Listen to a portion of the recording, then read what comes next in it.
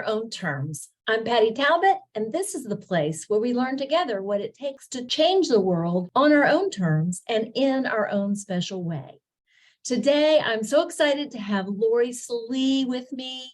She's a new friend and a mutual friend of several of my friends, and she's the sister of one of my old colleagues at Radford University. I saw a Facebook post from Laurie a few months ago that made me realize that even though I don't know her well, she is, in fact, a change maker. And today she has agreed to come to our show and tell her story using the Blue Roads Changemaker framework, Homegrown Solutions for a Patchwork World. Please join me in welcoming Laurie Sallee to On Your Own Terms.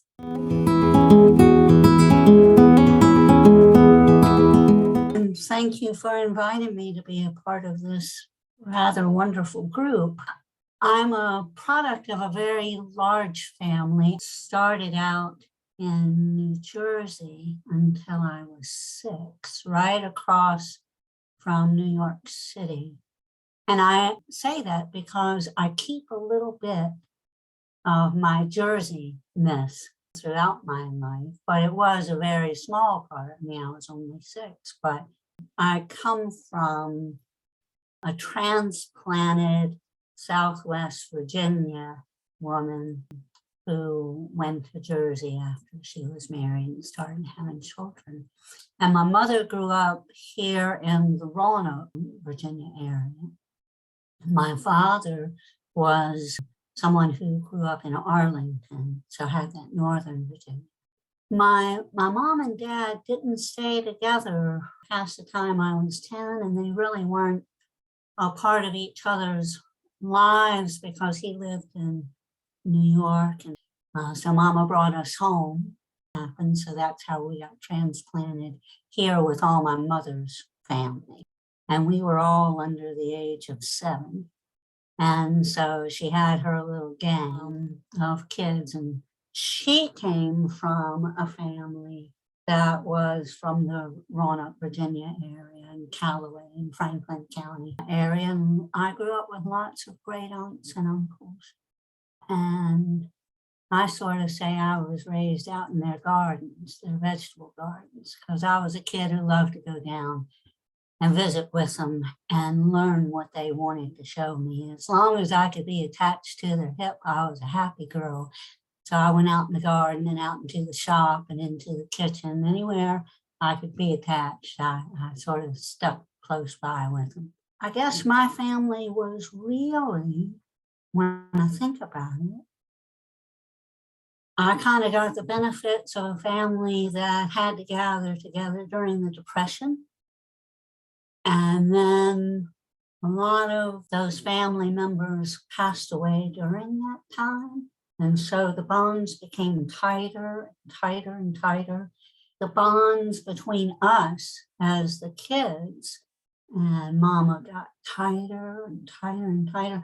So really, my family was my friendship circle and my mentors and my going to spend the night and helping string beans. And so I come from a product of, though it sounds a little despairing, it was really quite magical. It was a product of sort of broken homes, financially strapped homes, people in grief, and people needing to build together how they were going to survive in the landscape that was theirs. And I think that that has been my biggest influence, is that coming together and searching out ways of helping the family. My sister was the eldest, and Carrie sort of ruled the roost in her way. You know, when Mama wasn't quite there, Carrie was, front of the line.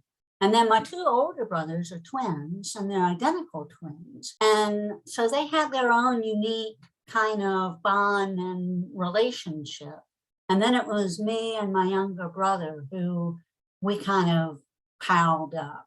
And so David and I always like to call him my little brother because he he got into bodybuilding and he was East Coast heavyweight champion. And so I'm still walking around saying, this is my little brother.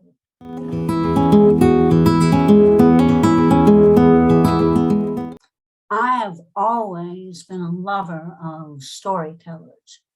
And there was this one particular storyteller when there was a place in Roanoke, Virginia called the Explore Park.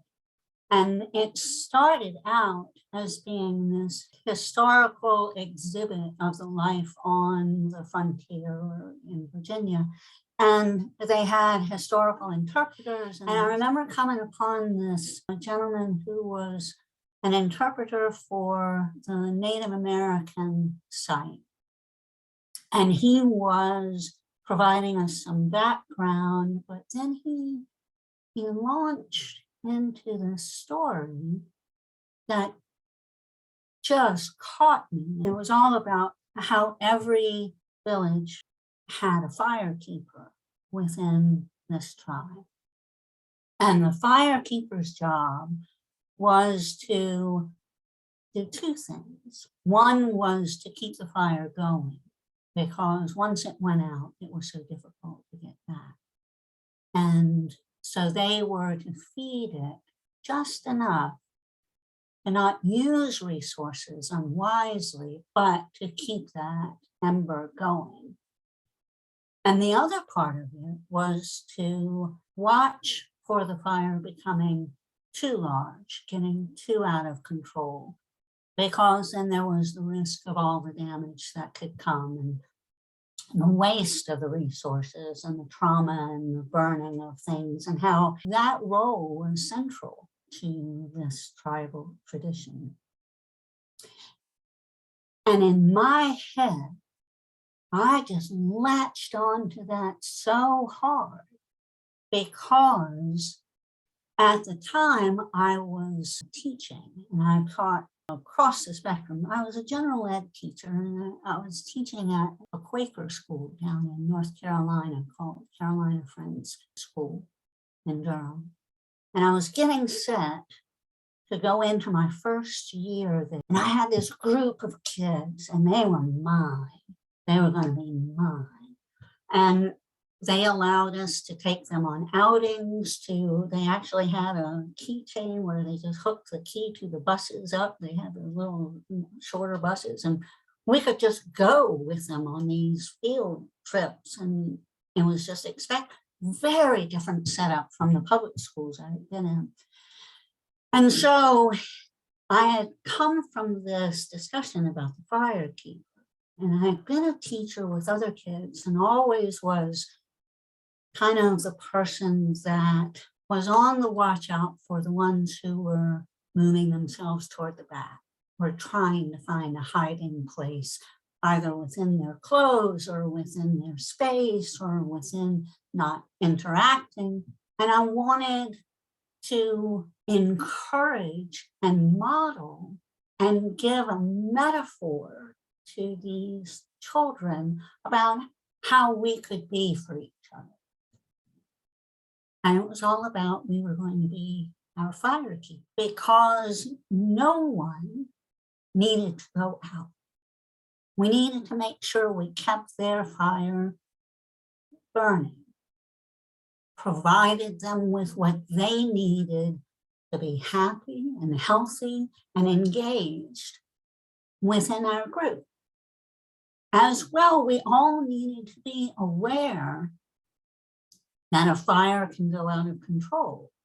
And how can we watch for that? What do we need to do? How can we gather in the flames when a child is in distress and ablaze? And so we discussed this within our group. Now, me being older, I could know that this was cool and it was a wonderful thing, and the kids were engaged, and it could be very Disney-esque and magical. But the reality of it is that they came back to that story in times where it was needed, where it provided a resource for how to have a conversation, either with me independently or within our group, or just in alerting someone the fire is getting too big. And I could say that to them. And so how do we hold each other's fire in a safe and giving and nurturing way, to where it never goes out and it never gets out of control without someone tending to it? So what's meaningful to me across the different jobs that I've had is tending to people and how to keep them during times that can be very stressful, how to keep them alive. And in times where it can be overwhelming and all-consuming, how to provide some calm and to bring it back down into a way that can at least feel some control and then get control over a situation as best as possible, to my best of it, and to theirs, and to give them a way of discussing that. My brother, Eric, once told me, and this is years later, I was going through a difficult time. My mother had a terrible condition called pulmonary fibrosis, and I was her caretaker. And I had been in a relationship that was being stressed by this overwhelming need to caretake for my mother. And it all came full circle because my brother, Eric, God love him, he said, Laurie, there are some people who will run to the fire, and there are others who will run away. And you're one of the ones who will run to it.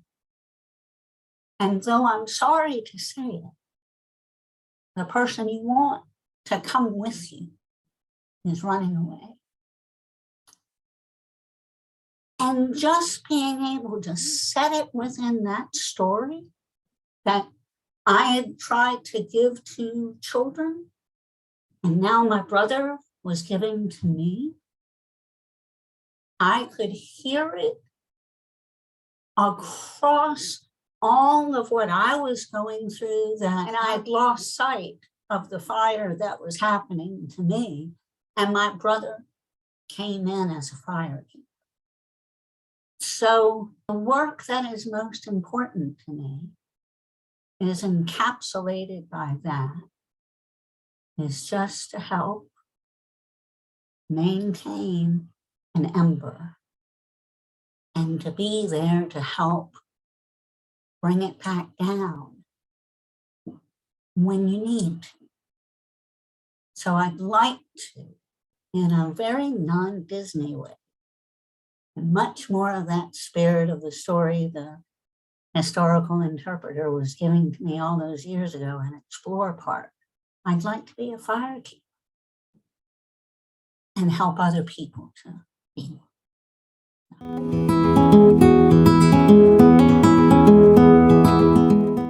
You know, you always start somewhere. And my starting was this very tight-knit, loving, though stressed family for some of those resource ideas. And it's funny how I get to this is that I think I was kind of a naive person in the way of how I felt and thought about things. I assumed was how everybody did. And when something was off kilter in my head, I thought that it was not so much on purpose, but like, you can see what's off kilter. Why aren't we doing it back on kilter? And so the starting point was me having this belief naively that the way I experience and the way I see and the way I think through a process is what everybody is. I grew up at a time when they were just starting to integrate schools in my area. I mean, I was asked by a teacher if I would be the playmate to another student who was African American, and I didn't think that there was anything different about it all, but my relationships changed once we started playing together. When I was in middle school, there was a dear friend of mine, Curtis, who's also African American, and we used to run through, they had just built Tanglewood Mall in Roanoke. That used to be a cow pasture. I remember the cow pasture. And we would run through, and oh my goodness, the looks that we would get from different folks. And it was hard because I loved Curtis. Curtis was cool. We were having a good old time and we were just running around. But I was watching these other ways of feeling and being around that particular issue of race. And I started being knocked off kilter when I went to college. I became very involved with the women's studies department at Virginia Tech. And some of the ways of talking about feminist ideology, I started getting knocked off kilter. All of that, including later in life when I started working, and I had a friendship circle who included people who were talking about this other thing called polyamory and ways of having relationships with multiple people. Very different than where I was in my thing. So being knocked off kilter by coming out and experiencing all different ways that people respond to you as a person by who you associate with, or how you believe about things, or how you behave, or what kind of relationships you want to have. And I came out at that time, which was very difficult because people were getting killed and raped and all sorts because they were different. I have ended up loving people more and not having the blinders of what experience and perception and thought is. It is so much messier than what I had in my head. And I'm grateful to be still, I know I'm naive in some ways, but I've learned so much by being forced to recognize that my thinking is not what other people are thinking. And I never meant it in a hoity-toity or huffy way. I just really did think, where we all are. I'm much more able to remain at peace in conversations that I didn't expect, and to enjoy the process of that being revealed within it. And then to see how can I, if it's my place to do so, how can I interweave within their story to where I can provide assistance or support to folks that, oh my goodness, I had no idea you were experiencing these things, thinking about these things, having this life. But now I've found a way to expect the treasure is in the listening to other people. You have got to stop thinking you know other people's story, and you have got to stop thinking that your experience is in any way similar until you listen. So being in the human conversation and knowing you are part of the circle, but man, there's a lot of other experiences and views that go around that circle.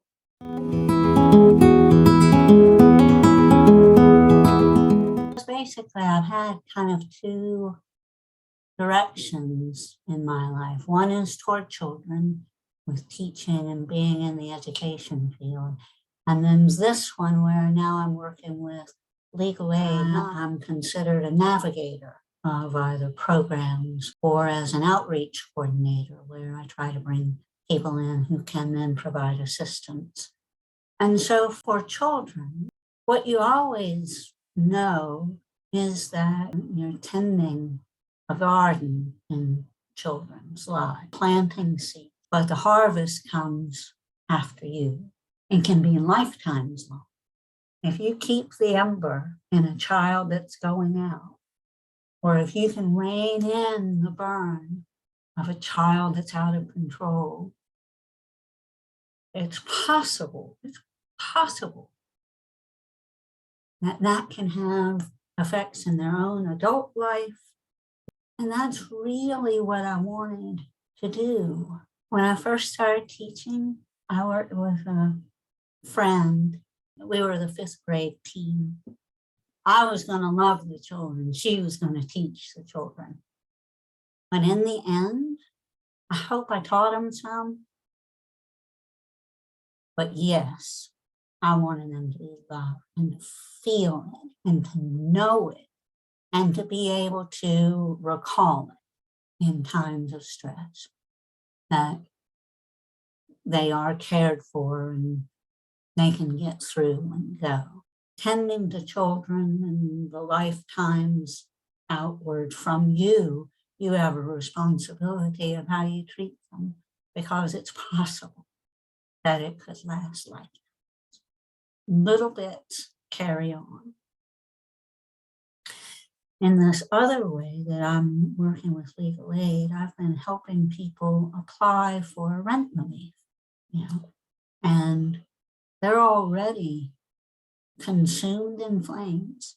And so I'm trying to bring that down to where they can catch a breath, get up underneath the smoke, and then be let out. And when you're dealing with a government program that has kind of been thrown together during a catastrophe of COVID, that's always going to make it more complex. What I would always want to do is provide a breath of air to where they could walk through these burning buildings and get them out the door safely and hopefully get them some relief. And we were good at it. In order to be good at it, we had to know the system. And I was the supervisor for a few employees who were fantastic.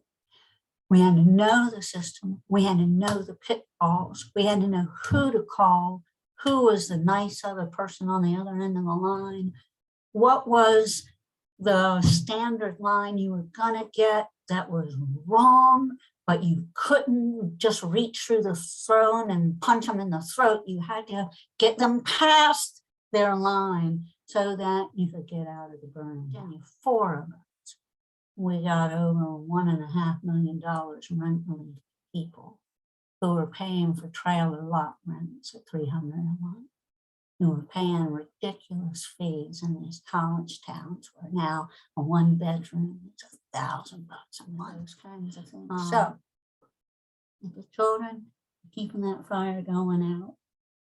With the adults, bringing that fire down so they can get it.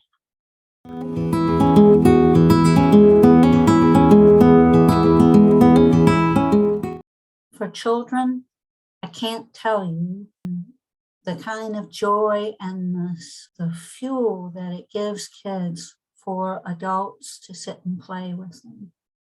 Just to hang out, read a book, go throw a basketball around, because within those moments come little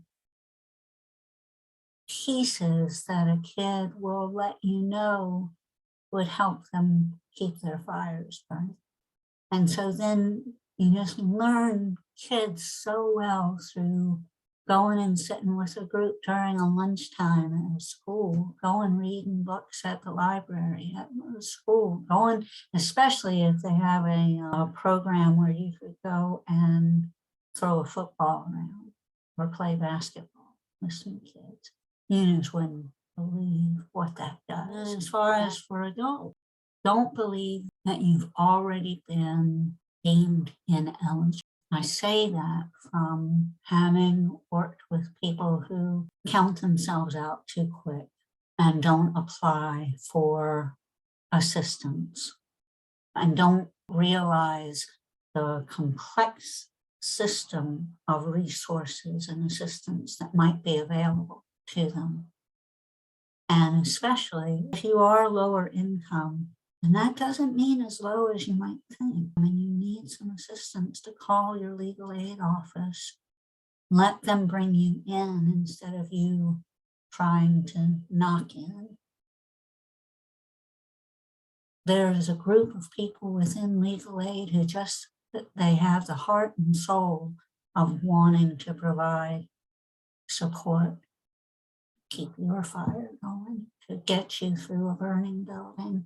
Now, I've seen the most magical humane treatment of people come through this place. And they're ready for you. And they're ready to come and work their heart out for you. So they'll get you through the burning building too. Call legal aid.